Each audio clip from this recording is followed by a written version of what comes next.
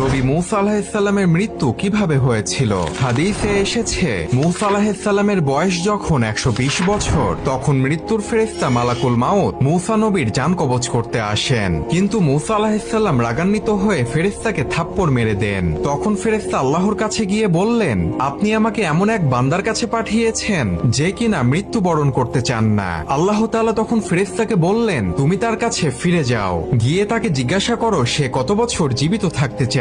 সে যেন তার একটি হাত একটি গরুর পিঠের ওপরে রাখেন। তার হাতে যতগুলো পশম উঠবে, প্রতি পশমের বদলে তাকে 1 বছর করে জীবন দেওয়া হবে। ফেরেশতা তখন মূসা নবীর কাছে এসে আল্লাহর এই সংবাদ তাকে জানালেন। মূসা আলাইহিসসালাম তখন ফেরেশতাকে জিজ্ঞাসা করলেন, হে মালাকুল মাউত, এই বছরগুলো অতিবাহিত হবার পর আমার কি হবে? তখন ফেরেশতা উত্তরে বললেন, তারপর আপনার মৃত্যু হবে। তখন মূসা আলাইহিসসালাম বললেন, মৃত্যু যখন হবে তাহলে এখনই হোক। এই কথা বলে ফেরেশতাকে তার জান কবজের জন্য অনুমতি দিলেন এবং ফেরেশতা মূসা আলাইহিসসালামের জান কবজ করলেন। আর এইভাবেই মূসা আলাইহিসসালাম মৃত্যুবরণ করলেন।